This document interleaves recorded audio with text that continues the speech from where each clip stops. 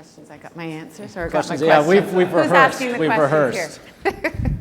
Well, thanks for joining us, Premier. It's Pleasure. been quite a week. I suspect you're glad this is not the Ontario Cities Summit. Well, we could have that conversation too. But it's the economy, stupid. You're not stupid, I'm just saying. Generally, it's always... That's a good start. Yeah. I just said she's not stupid. Everyone knows that. Oh, she's damn sharp. It's a good starting place. I appreciate that. So no, it's about the economy. Let's start with the state of the economy. Really interesting U.S. numbers yesterday. More depressing Canadian jobs numbers today. I wonder what your general sense is of the Ontario economy and where we are in relation to the U.S. Seems like we're slower, but you might have a different take. Okay, I would say, and this is a good day to be talking about this, the day after the fall economic statement. I would say that we are in good shape. Our fundamentals are in good shape, but we now have some serious work to do in terms of making the investments that are necessary in order to get the economy to grow. As you know, we laid out in the statement the work that we've done over the last number of years. We're the leanest government in the country in terms of per capita program spending. A lot of difficult decisions were made. In response, we've implemented more than 50% of what Don Drummond suggested that we do. Nobody, 5 years ago would have said that we could have bent the cost curve on healthcare so that we're under 3% growth, but we've done that.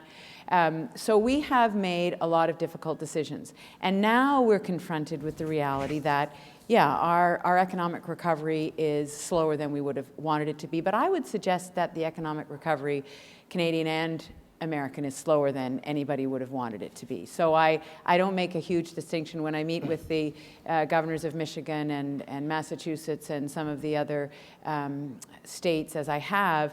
We're dealing with similar issues. We're dealing with a manufacturing sector that now needs investment in order to be able to compete globally. We're dealing with revenue issues. We're dealing with infrastructure issues. So our plan that suggests that now is the moment that we have to invest in people and invest in infrastructure and invest in a business climate that's going to be dynamic and innovative, I think it's the right time for that plan. It doesn't mean that we move away from being prudent on spending. It doesn't mean that we move away from being the leanest per capita program spending government in the country. But it does mean that in addition to that, we've got to play to our strengths. We've got to look at the places where we make investment that is going to allow sectors to flourish. And that's actually what's in our economic statement.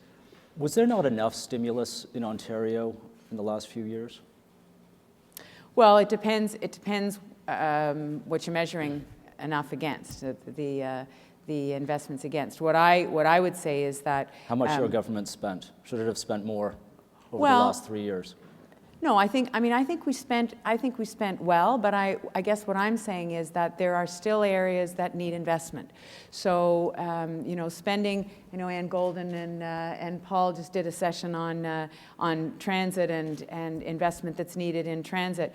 We've spent $16 billion on transit, but is that enough? Well, I don't know. That's what we determined we needed to spend. But that doesn't mean that the big move is implemented. It doesn't mean that transit in all of our centres around the province is where it needs to be. So there's more and ongoing spending that's needed. And one of the things about infrastructure that I think is really important that we have not necessarily paid close enough attention to in this province, and I would suggest in the country, is the incremental nature of it. You can't take long generational breaks in investment in infrastructure. So the suggestion that we bring in legislation that says Ontario has to have a long-term infrastructure plan, I think is the right one, because that says, we don't ask in 2013 whether we've invested enough in infrastructure over the last 5 years. We say, what is the ongoing plan for investment in infrastructure? Interestingly, in Ontario, we've always had a plan for investing in highways, or since 1916, you know, the Department of Highways. We've had that understanding of how that has to be ongoing. We haven't necessarily had that with other infrastructure, and we need that. So we need that investment. We need to make sure we have the revenue streams to be able to make that investment, but it's interconnected. Those investments are interconnected to all the other pillars. So, you know, investment in, I'll give an example. Centennial College and Bombardier are working together on an aerospace program. And you know, the fact is in Ontario we have 14 of the largest, the 25 largest companies, aerospace companies in the world here in Ontario. So investing in students' education, investing in the infrastructure that's needed in order for them to be able to have the program allows us to create a business climate that's dynamic. So those investments, should we have made that investment 5 years ago? I don't know. The moment that we can make it is now. There's a number of things I want to jump on there: infrastructure, productivity, the relevance of post-secondary education. But first, let's talk a bit about fiscal management and the question of deficit discipline. Yeah. Are you loosening up on deficit discipline? No, I mean, we have a plan to, we're still on target to eliminate the deficit by 2017-18, but the reality is, and you know, if I read that word scares a lot of people, but. Well, you know, there are factors we can control and there are factors we can't control. So if there are global changes that are beyond our control, that change our circumstances, then we have to respond to those. What I am not willing to do, and you and I had a brief conversation about this yesterday, and then I know we will talk more about it. There are some, from my perspective, non-negotiables. So full-day kindergarten, for example, which Don Drummond suggested we not implement. To me, that would be a short-sighted decision. In fact, you know, what we know about the needs of young children, I would suggest that as a country, we need to be doing more to invest in the 0 to 3. You know, if we give kids a good start, they're going to be better off later on. There's no question about that. It's just a matter of whether we're willing to make those investments. So full-day kindergarten is that kind of investment to me. It's an investment in the future productivity of the population. So in order to fully comply with what Don Drummond suggested, eliminating the implementation of full-day kindergarten would have been something that we could have done. We're not going to do that, and so we have to find other ways of controlling our spending. As I mentioned, the healthcare spending, it's the biggest part of the budget. We know we have to keep those cost increases down. We went through a very tumultuous time with our labor partners last year. And you know, the reality is that we made difficult decisions, and we have to continue to work with the labor partners, because the biggest part of what we do as government is pay people to deliver services and provide those services. So we know that the next round of bargaining will be difficult. We respect the collective bargaining process. We will respect it, but we're not backing away from the reality that we have to be prudent. So it's not an either or from my perspective. It's a continuation of the knowledge that we have to be prudent and careful, but it's a recognition that at this juncture, that's not all we have to do. We have to play to our strengths. Those labor partners are probably going to want a bit of makeup next time around, and if they see some flexibility on your part in terms of commitment or resolve to eliminating the deficit, they might push harder. Is that a fear for you? Well, I don't know. I've been involved in a lot of negotiations, and I'm not sure what harder means, because it's always a challenging discussion. You know, it's always a difficult and can be and has to be a respectful back and forth. So I'm not going to preempt those discussions. We have said there are no funded increases for salaries and benefits in the fiscal plan, and so we're going to have those sector by sector discussions. But I also believe that the people who are delivering services in the province understand that as a government, we have the best interests of the economic future of the province at heart, and I believe we can work in partnership with them. Doesn't mean it won't be difficult. It doesn't mean that there won't be moments of disruption. You can't promise that, but what I can promise is that we will have a respectful discussion, and we will remain determined to get our fiscal house in better order. I just don't believe that we can choose one or the other. Are we going to have an excellent education system and an excellent and sustainable healthcare system, or are we going to eliminate the deficit? That's not a rational choice to me. We have to do both, and I'm determined to find a way to do that. And if there were a jurisdiction anywhere in the world, John, that had found the magic elixir, had found the answer to this, then we'd maybe be having a different discussion. But the fact is that you can talk to 13 economists in a room, and you're going to have 13 slightly different takes on how to go forward. And we've been doing that. We've been talking to the people who are immersed in this, and my belief is that a fair society and a strong society, a strong economy go together. And so if we can find those sectors where there's huge potential, I'm the Minister of Agriculture and Food, so it's hard for me not to see the agri-food sector as one of those sectors that has huge potential. We will have to work with them to find the way to make the targeted investments. That's why we've got a local food fund, $30 million over the next 3 years. Steve Peters is somewhere in the room. If food processing is going to grow, then there has to be some investment in technology. We need to make sure that we have the young people who know about the food processing sector to make that choice. But those investments will pay off hugely. You've got a revenue challenge. We've talked about this before. Why not move more aggressively on that side of the ledger? Well, I think that we have. I've made it clear that I understand that there do need to be some changes on that side of the ledger. I took a risk in my leadership race and in our first budget to say that we need more revenue in order to be able to invest in transit. And so I know that is, that's a difficult discussion. The panel that's looking at the recommendations right now is going to report very soon and give us some advice on that. And that's not going to be easy. So I think I've already said that I understand that we need to deal with revenue issues. There are, in the fall economic statement, there are some things that we've indicated we think need to be looked at. We need to look at the tax credit system, because it is a system. There's an intricate web of tax credits, and we need to look at which ones are working, which ones aren't working, and is all of that money that is foregone revenue, essentially, is all of that producing the results that we want, and look at some benchmarks internationally. So we are looking at that side of the ledger. We're looking at how we foster growth, and we're going to remain prudent. How quickly are you prepared to move on tax credits? We're looking right now at those tax credits. I would like to think that we'd be ready to have some changes if we think they're warranted by the next budget. Mm-hmm.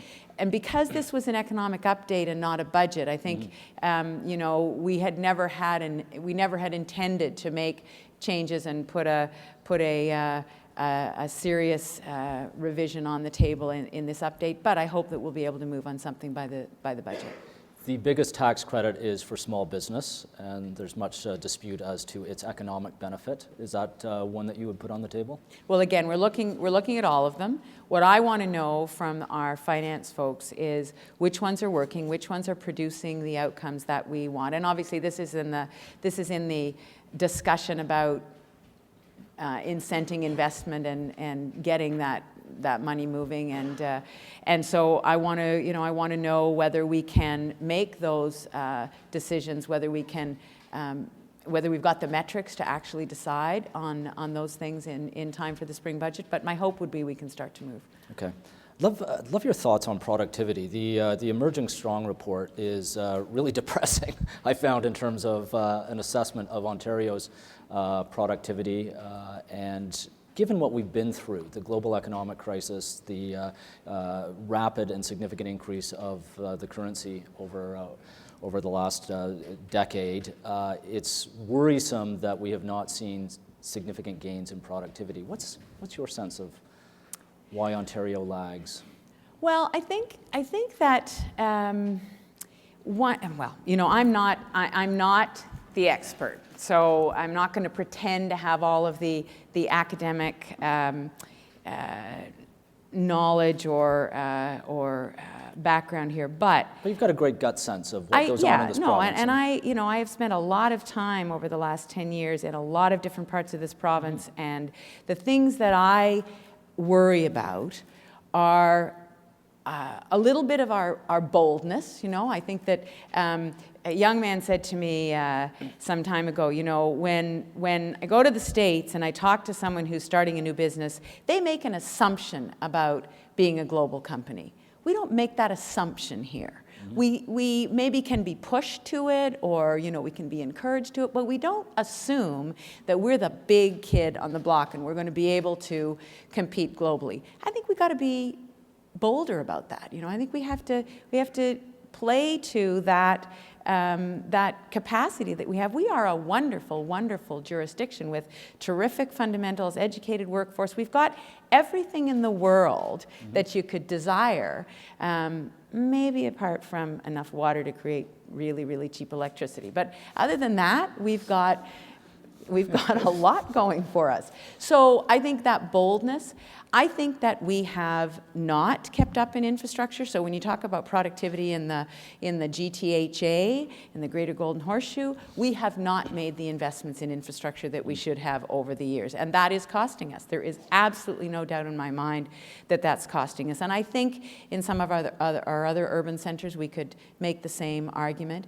And then I think the third piece is, and I hear about this a lot, and that is the skills gap. That is, have we done enough to recognize what our labor market needs are and prepare our young people as they come through the school system? And by that, I mean right from the beginning, right from very young. When I've been doing some of the roundtables around the province, and we talk about entrepreneurship, for example, and people have said, well, we need a program in college or at the end of high school on entrepreneurship, entrepreneurial skills. That's way too late. I think that early on, we have to empower kids to think and to think critically and to imagine and solve problems. And I'm not sure that our education system, and I can take some responsibility for that as having been the Minister of Education, I'm not sure we've done everything we need to do to help kids to be as creative and to have that boldness as part of their DNA. So as Liz Sandals is now talking about the next reforms that we need to do in education, I think it's some of that. I think that literacy and numeracy are extremely important, and we've done a good job in increasing our capacity in those areas. But we've got some issues in the education system that are less tangible than maybe paper and pencil tests on literacy and numeracy, and we've got to tackle those. At the post-secondary level, how would you rate Ontario's colleges and universities in terms of what they have contributed or held back for productivity, but economic innovation more broadly? Well, I think we've got some terrific examples of colleges and universities that are working with community, that are working together. I think that the moves within our post-secondary system to find ways of connecting and the recognition that their role is so integral to economic growth, I think is much more evident now than it has been in the past, and that goes right from secondary through. So putting specialist high skills majors in place and recognizing that we can make those connections through the secondary and post-secondary system. There's a discussion about differentiation that's going on right now within post-secondary, and that's a difficult conversation. It's not an easy one, but I think it's important that we have it. I think it's important that we, again, play to our strengths wherever we are in the province, and that, you know, it may be that we've been a little bit late to that discussion. I think our capacity to have postgraduate work and postgrad students, I think, is important, and we haven't maybe paid close enough attention to that. And I think that's, you know, again, part of the discussion that the minister's having right now. Why is differentiation a difficult conversation? The world is full of differentiation. Why Well, can't there be that in post-secondary education? Well, it's difficult because everybody believes, and this isn't unique to the post-secondary sector. I can apply it to high schools. I can apply it to municipalities. Pretty much every ministry I've been in, and every sector of the economy, everyone believes that they are the best at doing a lot of things. And It's the a lot of things that is the exactly. the issue. What's difficult is, what is it that you're best at doing? Mm-hmm. And how do we then work together to create an ecosystem of people doing the things that they're the best at? That's the difficult discussion. How would you do that? Well, I think it's happening now, and I have to credit the college and university system that they're raising the issues, they are leading that discussion. I think that it's not for government to impose that. I think it's for us to elicit it, because they're the people on the front lines. They're the people who know what their strengths are and how we can play to them. But I think government has to put parameters around it, and government has to say, look, we cannot do everything everywhere. We have to find a way to help you and support you in doing what is best, what you do best. The kind of qualifier I would put on that is our geography. So when you think about the North, when we think about the North, and I travel in the North, and I've spent a lot of time in the North throughout my time in government, we have to look at, how do we have a vital economy in the North? How do we have a northern end and rural, I would say, northern and rural communities that are vital, that are able to be sustainable, and is there compensatory support that we need to put in place in order for that to happen? So it's the balance between, let's all just do what we do best, whether it's municipality or whether it's a post-secondary institution. Let's everybody do what we do best, and balance that with, well, actually, if we're going to be sustainable as a northern community, here's what we do really well, and we can do it the best for this region, and so we need some support in doing that. And I think that's a perfectly legitimate gambit for government to have, but it does make it more difficult to have the overall discussion. It's kind of like the country, in fact, right? So you put PEI and Ontario at a table, and it's a similar kind of discussion. I want PEI to be healthy. I want all of the provinces in the country to be healthy and to be sustainable. That doesn't mean that the treatment is exactly the same. And so the discussion of equalization then is a very challenging one, right? You just do what you do best. Well, okay, but what we do best actually needs some support from the rest of the country. So I think that these are complex issues. I think that they play themselves out at all levels because of the size of our country, because of the sparseness of our population, you know, and because of our desire to be one country. I mean, I talk about one Ontario, and I believe strongly in that, but some of the same issues play out nationally. You brought up equalization. Let me segue from that to something more immediate on the skills program. Right. And I believe Minister Kenny was here yesterday and spoke to it. Well, and as we speak, the ministers are meeting with him, I believe. Challenging conversations. Why are they so challenging? Well, in that case, in the case of the Canada Jobs Grant, I would suggest that there was a plan that was imagined at the federal level, and then an attempt to impose that model on provinces, all of whom were doing different things, had different programs, some of whom were dealing with the populations, the vulnerable populations that needed to be dealt with, others that weren't, others that were supporting connection between employer and employee in a way that was working, and others that were doing less of that. So and regional needs, you know. And when I chaired the Council of the Federation this summer, right here, we talked about the flexibility that was needed, and there was unanimity, which is, you know, to my point about the trickiness of Confederation, there was unanimity on the need for flexibility and the ability of provinces to design the programs and deliver the programs that were needed in their jurisdiction. So that is the position that the ministers are going in with Minister Kenney, and I think that he understands that the way the program was designed is not going to work across the country. Whether that will translate into enough flexibility, I just don't know. I don't think we have that answer yet. Do you see a clear compromise?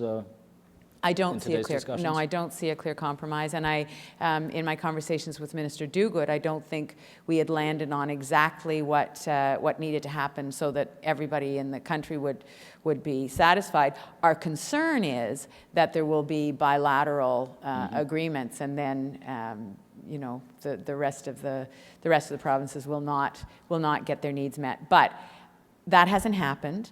I have a lot of faith in the ministers to you know, to watch each other's backs on this to a certain extent. What I do know is that if the program stays the way it is, Ontario is going to have to find $232 million more to backfill the programs to deliver to vulnerable populations that we're delivering programs to now, programs that are very needed, and we just, you know, that will be very difficult for a fiscal plan. Are you suggesting Ottawa would play the provinces off against each other? Yes. Yes. Yes, I am. In fact, I would say that is their strategy right now, not just on this file. I would suggest that that has been the strategy.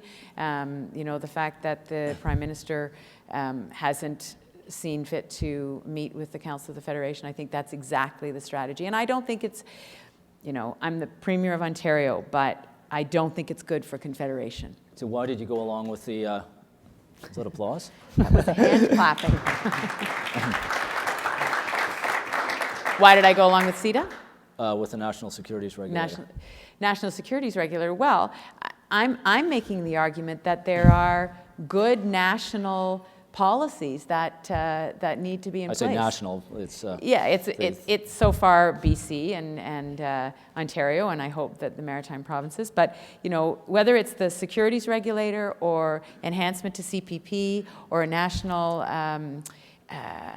infrastructure strategy, Canadian energy strategy, I think that there are really strong reasons and arguments for us working with our sister provinces. And Kevin Lynch will tell you that he doesn't think I worked hard enough at the Council of the Federation to get better trade relationships among the provinces. So you're actually making my argument for why the Prime Minister should be sitting at the table with us, because it would be a wonderful process whereby we could come to some agreement on those national interests if the Prime Minister were willing to work with all of the provinces. Why have you not been able to bring the Prime Minister and the Finance Minister particularly into these conversations?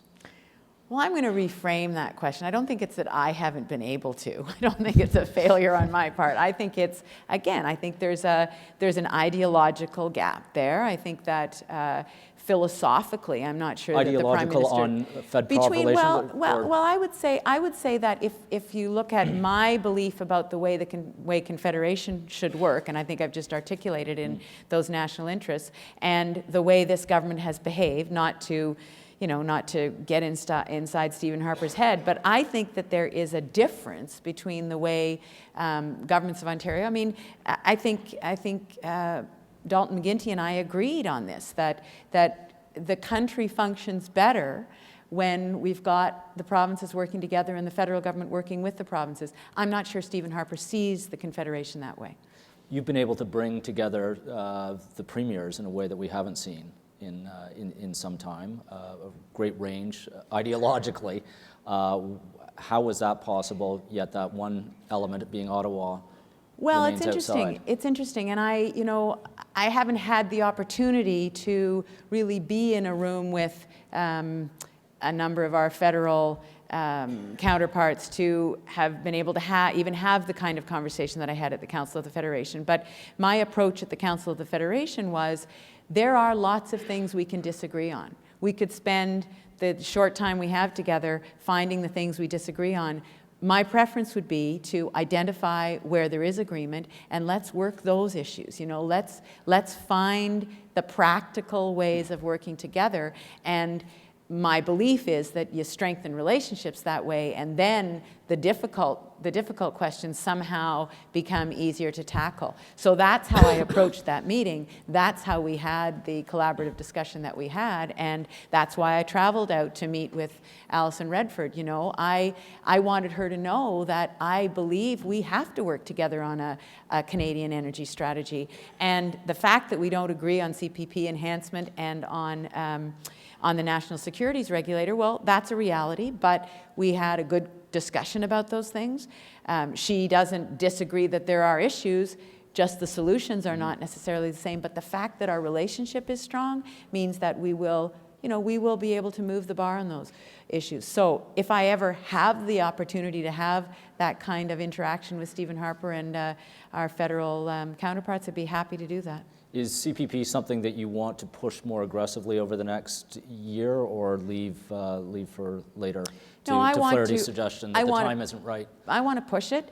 Apparently, the time hasn't been right for a long time, and I think that. Well, his argument is the economy is still too fragile to absorb. I know, so. and Alison Redford and I had that same discussion, and I understand that, except that this is not a tax we're talking about. This is a plan for security. This is a safety net. And every year we don't act, we lose a cohort of people. So, the best time to plant a tree was 40 years ago. The second best time is right now. So I just think it's something that we have to move on, and I'm going to be pushing on it. And you'll move ahead with the so-called Made in Ontario approach? Not our first choice, not what we want to do, but I really believe that this is an issue that has to be resolved, and it's an issue that people are very worried about. This is not coming from some place of academic concern or it's not a theoretical initiative. It is something that people worry about. They worry about it for themselves and for their children, and so it seems to me that it's my responsibility to try to move the bar on it. I hope, because I don't believe that Jim Flaherty doesn't know there's a problem. I think he does, and I hope that if we can get some increased consensus among the provinces, that we'll be able to move him. It's not a tax, but it does impair consumption, or it threatens to impair consumption. How do you mitigate that? But it provides for future well-being, and it avoids future costs, because if we have a generation or two of people who do not have enough to live on in their retirement, in the years when they need support, then we are, there's no government that's going to be able to ignore that problem. So from my perspective, we either pay now or we pay later. And that certainly is, there are business people, many business people who accept that argument, and they are business people and they have children. And they want to make sure that the future is sustainable for their kids. Speaking of the future, I'm getting a signal here to Okay. to wrap up. But one quick question on Ring of Fire, because Yes. Your government's made an announcement this morning. How quickly do you want to move? Well, we've made the announcement that we want to put in place a DevCo, a development corporation, to bring the private sector and the public sector together with First Nations and to move on this very complex initiative. We know that there's infrastructure that needs to be built. We know that there's investment that needs to be made. And so we believe that having all of the partners working together and as government, as part of that mix, that we can make the right decisions. I know that there are people in this room who are very interested in this fantastic Northern Initiative going ahead, and we're committed to making it happen. So the announcement today is about that. It's about everybody being able to come together and move ahead on those investments that are needed. Great. Thank you. Thank you. Thanks, John. Thanks very much. Appreciate it.